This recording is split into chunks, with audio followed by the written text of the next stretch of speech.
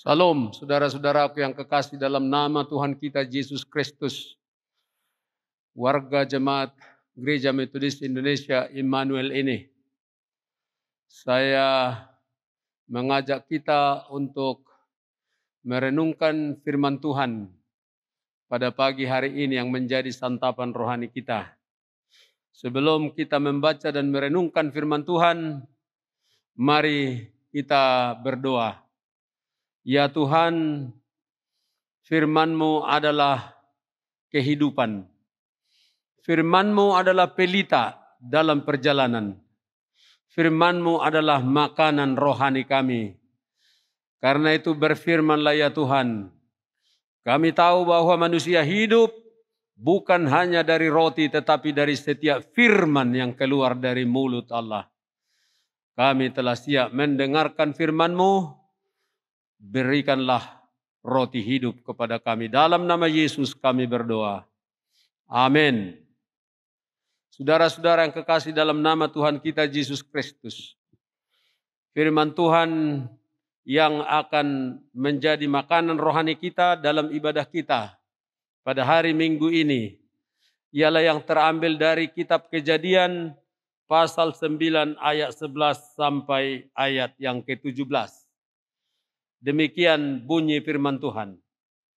Maka kuadakan perjanjianku dengan kamu, bahwa sejak ini tidak ada yang hidup yang akan dilenyapkan oleh air bah lagi. Dan tidak akan ada lagi air bah untuk memusnahkan bumi. Dan Allah berfirman, inilah tanda perjanjian yang kuadakan antara aku dan kamu, serta segala makhluk yang hidup yang bersama-sama dengan kamu, turun-temurun untuk selama-lamanya. Busurku kutaruh di atas awan, supaya itu menjadi tanda perjanjian antara aku dan bumi. Apabila kemudian kudatangkan awan di atas bumi, dan busur itu tampak di awan, maka aku akan mengingat perjanjianku yang telah ada antara aku dan kamu, serta segala makhluk yang hidup, segala yang bernyawa, sehingga segenap air tidak lagi menjadi air bah untuk memusnahkan segala yang hidup. Jika busur itu ada di awan, maka aku akan melihatnya sehingga aku mengingat perjanjianku yang kekal antara Allah dan segala makhluk yang hidup, segala makhluk yang ada di bumi. Berfirmanlah Allah kepada Nuh, inilah tanda perjanjian yang kuadakan antara aku dan segala makhluk yang ada di bumi.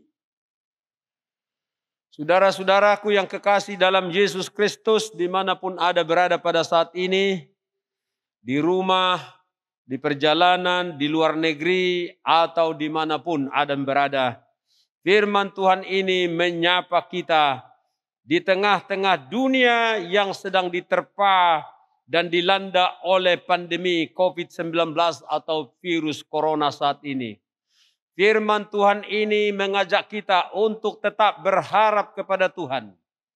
COVID-19 ini telah mengambil banyak korban. Sudah berjalan hampir 2 tahun. Menerpa seluruh dunia dan sedang mengubah peradaban umat manusia. Statistik berkata sudah 200 juta yang terpapar di seluruh dunia.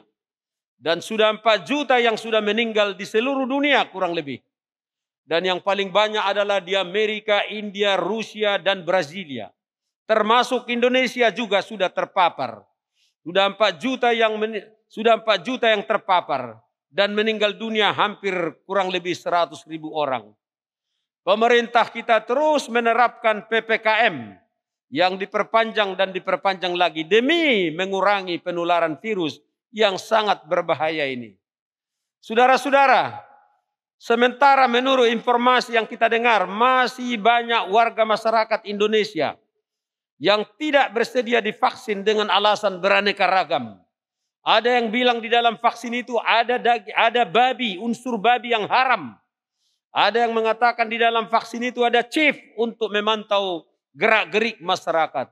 Ada yang bilang vaksin itu mengandung ajaran sesat, doktrin 666 yang ada dalam kitab Wahyu dan sebagainya.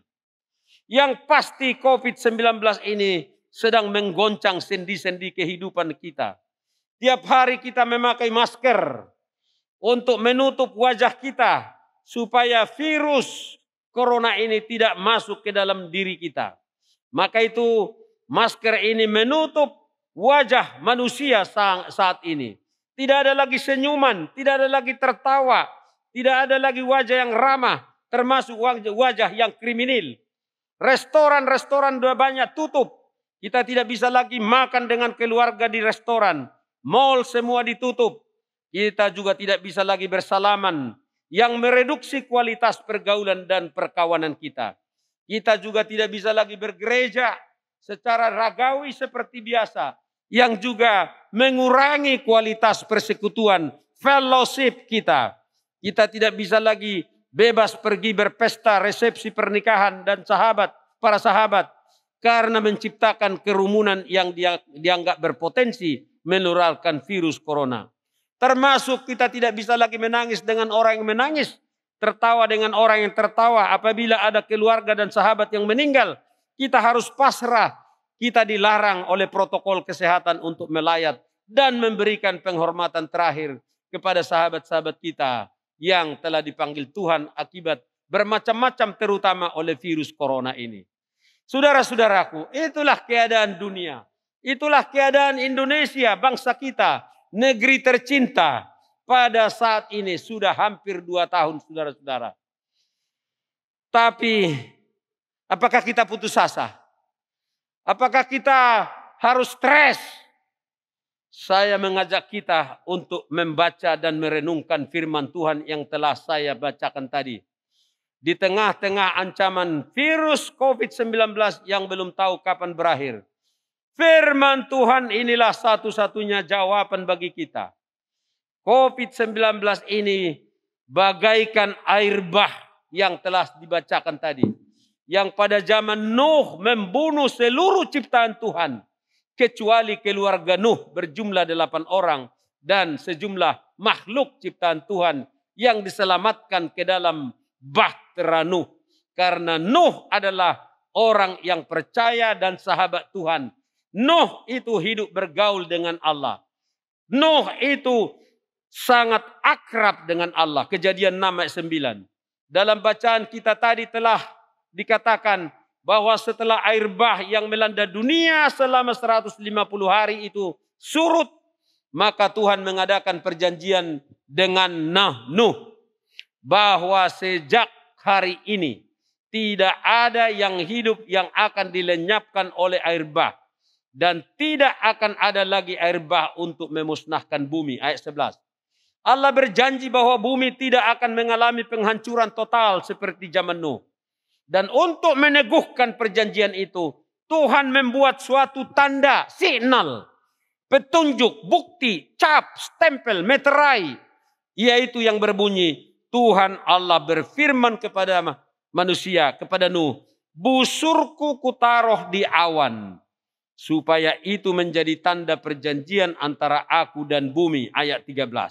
Busurku kutaruh di awan, supaya itu menjadi tanda perjanjian antara aku dan bumi.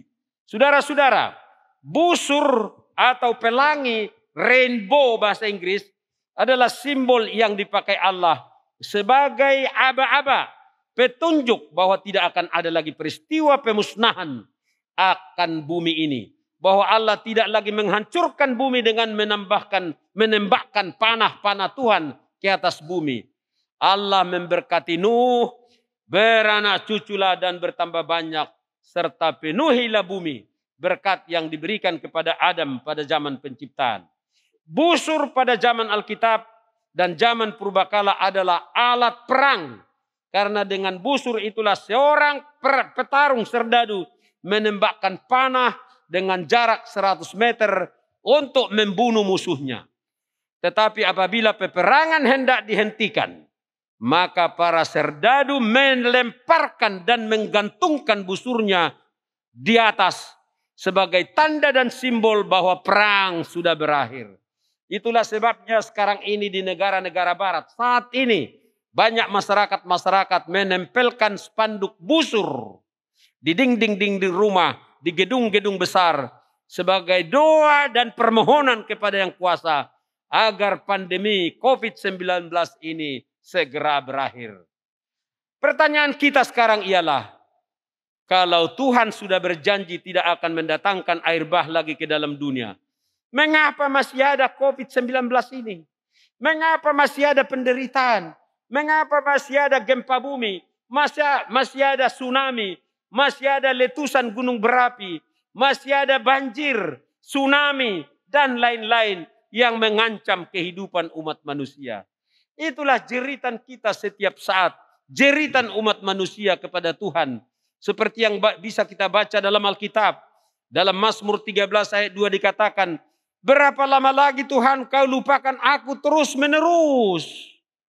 Itulah jeritan pemazmur. Dalam Habakuk 1 ayat 2 dikatakan, berapa lama lagi Tuhan aku berteriak, tetapi tidak kau dengar. Aku berseru kepadamu penindasan, tapi tidak kau tolong. Itulah jeritan manusia di tengah-tengah realitas kehidupannya. Mazmur 37 ayat 1 dan 2 berkata, mengapa orang fasik mujur hidupnya, tetapi orang baik menderita. Mengapa, dan mengapa. Itulah jeritan sepanjang zaman yang diekspresikan oleh manusia kepada Tuhan.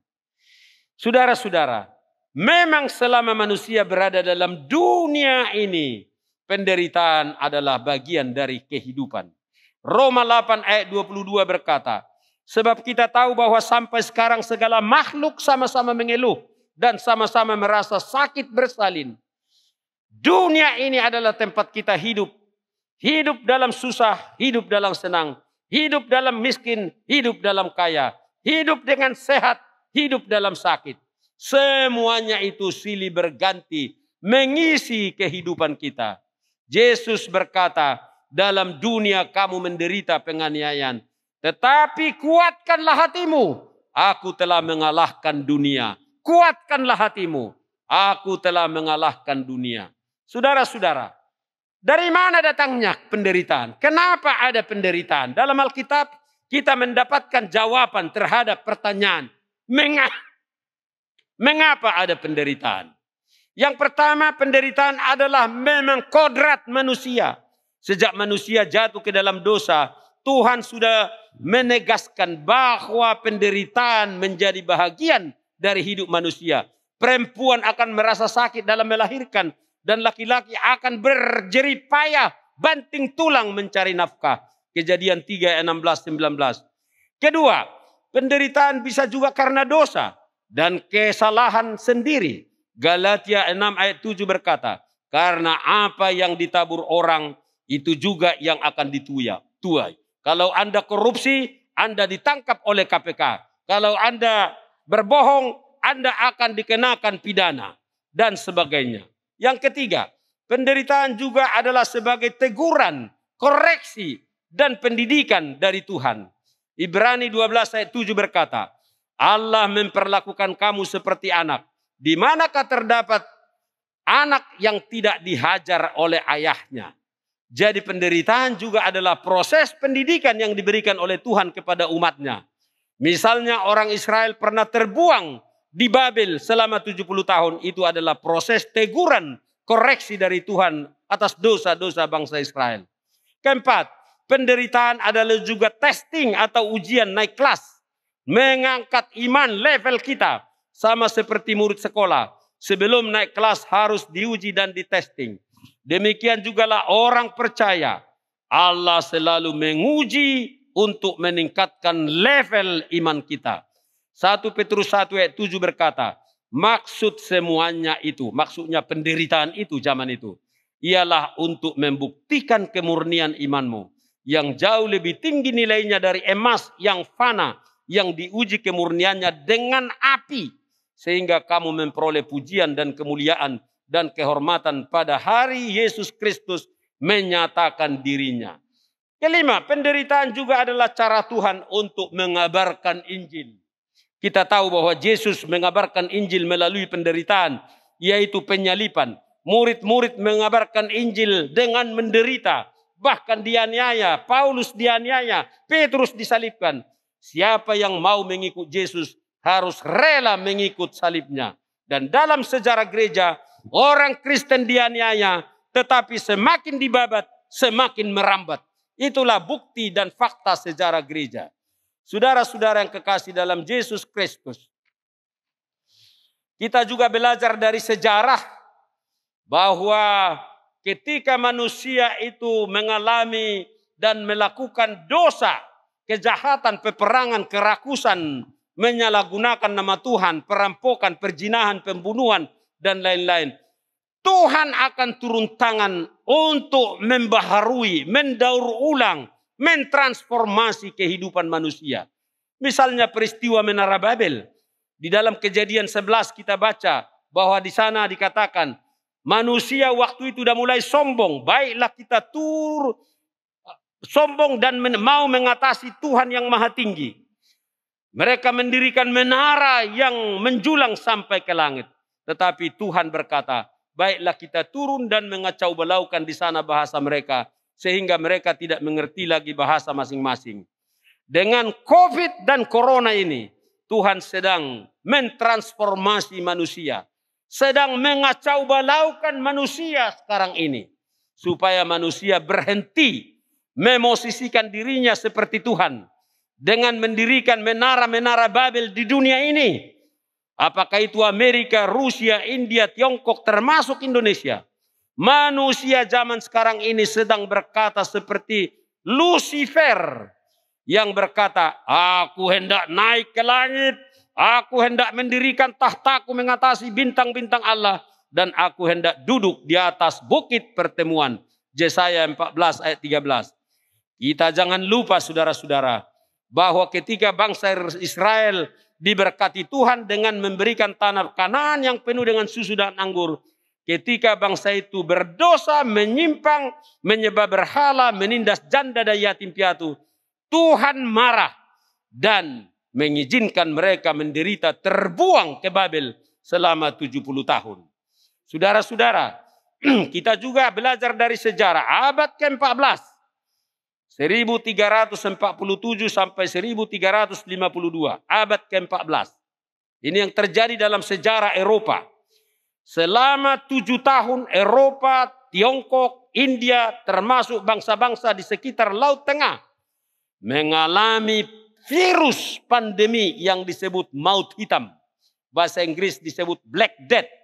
Yang membunuh 75 juta manusia pada waktu itu. Belum ada vaksin, belum ada antibiotik. Setengah penduduk dunia Eropa, Asia pada waktu itu mati oleh karena pandemi Black Death, maut hitam. Abad ke-14. Dan pada saat itu apa yang terjadi? Raja-raja, kaisar-kaisar termasuk gereja sedang mengalami zaman kegelapan, dark age, di mana raja-raja menindas orang-orang miskin, rakyat kecil, termasuk paus-paus sedang menikmati kenikmatan berfoya-foya dan berpesta pora dengan menindas rakyat jelata. Rakyat termarginalisasi menjadi budak-budak yang tidak ada artinya pada waktu itu. Tetapi Tuhan mendatangkan maut hitam itu sehingga rakyat mulai bangkit. Raja-raja, bangsawan-bangsawan dan istana-istana kaisar-kaisar mengalami goncangan yang luar biasa. Maka itu tanah-tanah yang dikuasai raja-raja dan kaisar-kaisar dan paus-paus terpaksa diberikan kepada rakyat. Dan rakyat mulai mengelola tanah sendiri, beternak sendiri, dan bertani sendiri. Dan mulai mengalami gizi yang mulai meningkat. Dan rakyat mulai berotak, berpendidikan, kritis. Dan mulailah terjadi proses modernisasi yang kita alami sejak abad 16, 17, 18 sampai saat ini. Dan saudara-saudara, saat ini dunia sedang meradang dalam puncak dosa, kesombongan, meninggalkan Tuhan, menyalahgunakan nama Tuhan, membunuh, teror dan terorisme, kejahatan merajalela. Tuhan sedang mendaur ulang ciptaan ini melalui COVID-19. Ini yang saya baca dalam sejarah. Kita percaya dan berharap bahwa tujuan Tuhan adalah baik, yaitu untuk kebaikan masa depan bumi ciptaannya itu. Saudara-saudara, sebagai orang percaya dan sebagai bangsa Indonesia yang sedang merayakan bulan kemerdekaan Agustus ini ke-76, kita tidak boleh putus asa. Kita tidak boleh hilang pengharapan. Walau ada gelombang dan awan serta gemuruh petir menyambar-nyambar dalam perjalanan hidup kita. Kita harus ingat janji Tuhan. Ada busur, ada rainbow, yaitu perjanjian Allah, pertanda dan simbol pengharapan kita bahwa di balik semua penderitaan dan kesusahan ada rancangan Tuhan yang mulia. Yeremia 29 ayat 7 berkata, sebab aku ini mengetahui rancangan-rancangan apa yang ada pada aku mengenai kamu. Demikianlah firman Tuhan, yaitu rancangan damai sejahtera dan bukan rancangan kecelakaan, untuk memberikan kepadamu hari depan yang penuh harapan. Yesaya 40 ayat 31 berkata, tetapi orang-orang yang menanti-nantikan Tuhan mendapat kekuatan baru. Mereka seumpama raja wali yang naik terbang dengan kekuatan sayapnya. Mereka berlari dan tidak menjadi lesu. Mereka berjalan dan tidak menjadi lelah. Saudara-saudara, dalam bahasa Tionghoa ada sebuah kata yang penting yang disebut weiji. Weiji artinya krisis. Krisis. Weiji datang dari dua kata, yaitu wei artinya bahaya, ji artinya peluang. Jadi setiap krisis selalu tersimpan peluang. Kita percaya bahwa bencana COVID-19 ini akan membawa peluang dan berkat. Marilah kita tetap semangat dan bersukacita senantiasa dalam Tuhan. Karena sukacita itu adalah alat yang tercanggih untuk meningkatkan imunitas kita. Kita percaya bahwa Tuhan adalah tempat perlindungan satu-satunya. Mazmur 23 ayat 4 berkata, sekalipun aku berjalan dalam lembah kekelaman, aku tidak takut bahaya, sebab Engkau besertaku. Marilah kita serukan ini di tengah-tengah terpaan virus corona ini. Mari kita mengikuti anjuran pemerintah kita yang sedang berjuang keras mengatasi COVID-19 ini. Mari kita menerima vaksin untuk meningkatkan imunitas kita. Mari kita saling menopang dan saling membantu untuk menolong saudara-saudara sebangsa dan seiman yang terpapar oleh virus corona. Kita senang bahwa Gereja Metodis membentuk lembaga tagana, ya, tim untuk menanggulangi bencana termasuk virus corona. Tuhan sedang mendaur ulang ciptaannya, mendaur ulang dunia dan bangsa-bangsa, mendaur ulang cara kita bergereja, cara kita mengekspresikan persekutuan kita di dalam gereja. Tuhan sedang mendaur kita, mengekspresikan iman kita. Supaya egoisme terkikis menjadi altruisme. Supaya manusia saling merangkul, bukan saling memukul. Supaya bangsa-bangsa saling menghormati, bukan saling menggerogoti. Kita percaya bahwa pandemi COVID-19 ini adalah sebuah weizi, bahaya dan peluang. Mari kita berharap kepada Tuhan yang adalah Alfa dan Omega, yang awal dan yang akhir. Amin. Mari kita berdoa. Terima kasih Tuhan atas firman-Mu yang kami sudah dengar. Meteraikanlah firman-Mu di dalam hati kami, sehingga kami tetap berpengharapan, tetap bersemangat, tetap optimis, tetap bersukacita di tengah-tengah ancaman virus corona yang kami tidak tahu kapan akhirnya. Tapi kami percaya rancangan-Mu bukan rancangan kecelakaan, tetapi rancangan damai sejahtera untuk memberikan kepada kami hari depan yang penuh harapan. Di dalam nama Yesus kami berdoa. Amin.